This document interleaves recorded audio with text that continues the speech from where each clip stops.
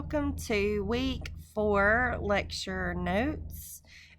We are looking at the writings of Murray and Freneau and Wheatley this week. Let me get this going here. So we'll start with Judith Sargent Murray. Was born in Gloucester, Massachusetts. She didn't have a typical upbringing, so we still have a lot of heavy Puritan influence at the time, but her parents didn't really subscribe to that.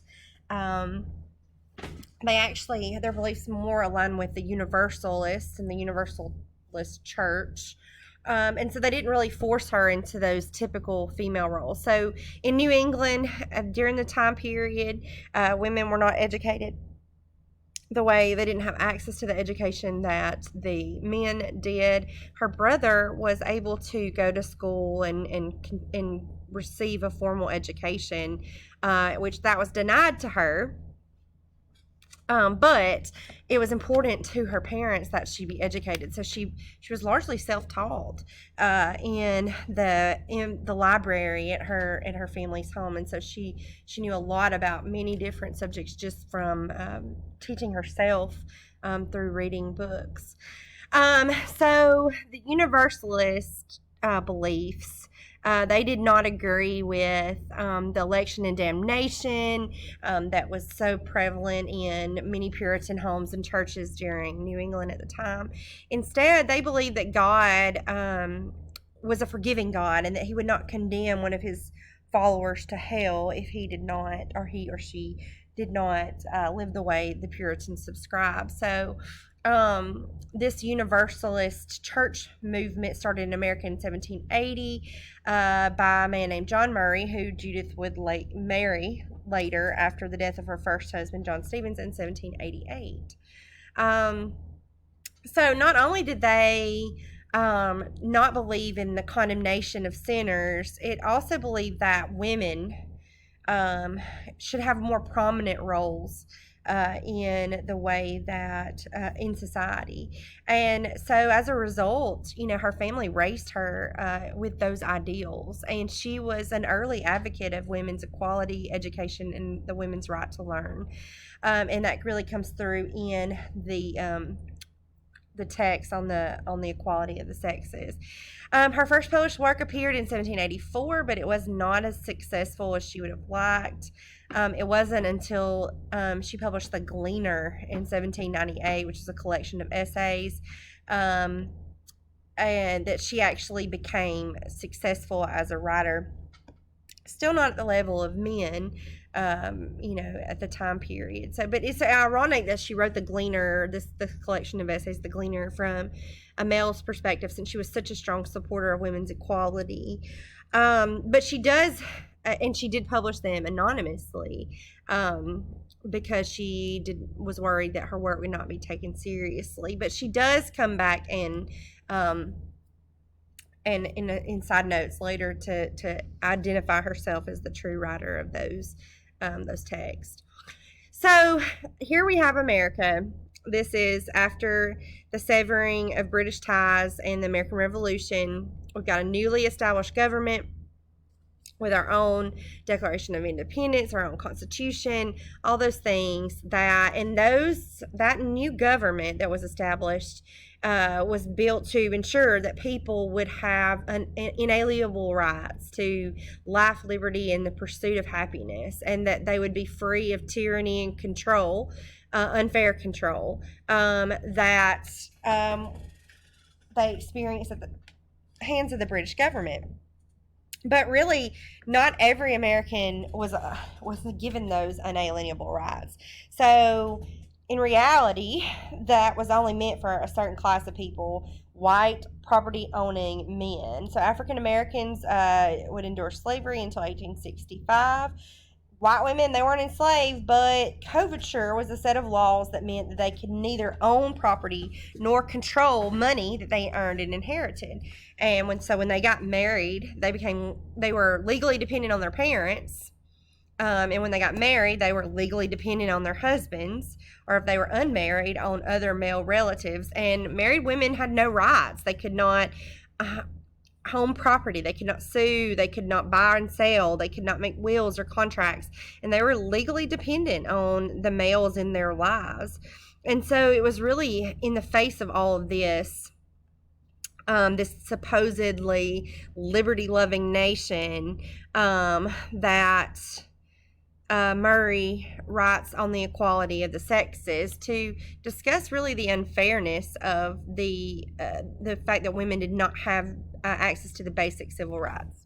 And we'll talk about that a little bit more when you dig in deep on the equality of the sexes. So Philip Freneau, poet of the American Revolution, he was inspired by what was going on around him in the political sphere, breaking away from England and forming this new country. He attended Princeton. He was deeply involved in politics. His roommate was James Madison, who became one of the presidents of the United States. And so he was deeply embedded in the political sphere. He could not stay out of political turmoil. He wanted to be a writer, but he was deeply embedded in the political turmoil that was going on around him. He served in the New Jersey militia and was even captured by the British in the American Revolution. He wrote several political essays, established his own newspaper out of Philadelphia that was named the National Gazette.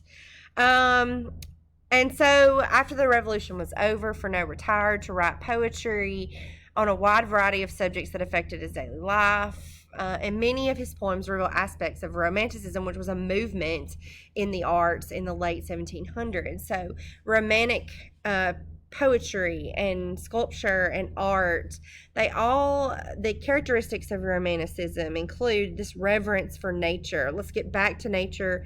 In nature we can find religion, we can find the answers to life's questions, and reverence being, a worship of a certain sort of nature and its more simple elements in the way that it's intended. You have a big focus on physical and emotional passion, whereas before the Puritan faith had made sure that people kind of suppressed all those physical and emotional passions. And I'm not talking about like sexual passions, even though that's part of it, just being passionate about and showing passion for things, which was, tamped down by the Puritan religion. Idealism, having ideals and focusing on an ideal that's greater than yourself. And then the influence of the mystical and the supernatural.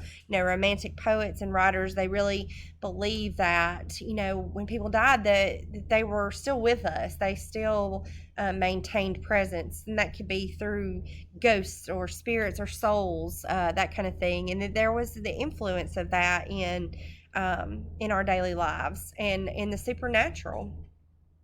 So that was a huge movement, and really Freneau subscribed to a lot of you'll see a lot of Romanticism as you read his poetry. Phyllis Wheatley was born in Senegal, Africa. She was brought from Africa to America, to Boston, and sold into slavery in 1761. And, she had a good situation. It was still a hard life.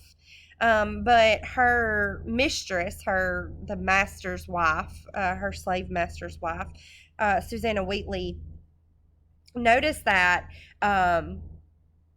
Wheatley was very intelligent at a very young age.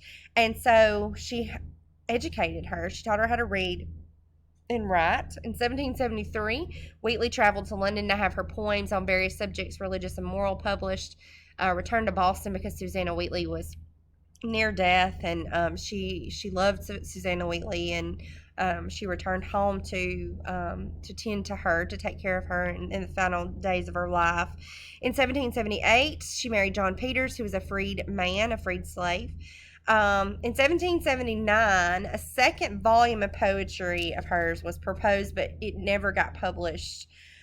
um, just the situation being what it was. In 1784, she died after living a life of poverty. She witnessed the death of her two children. Her third child died shortly after she did.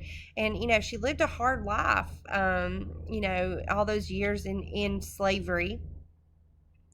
In 1830, some abolitionists in New England found Wheatley's poetry and pushed it to the forefront, and she became a voice for slaves, for slavery, and it caused a resurgence in her popularity. So her writing was a big deal at the time because it was not only a period where women were not typically taken seriously as writers, but it was also a time when it was illegal for slaves to learn how to read and write. And so the fact that Susanna Wheatley taught her how to read and write was a big deal because it was illegal for her to do so. And so because of that, Wheatley was able to put her ideas into print and become this voice that came out of this time period.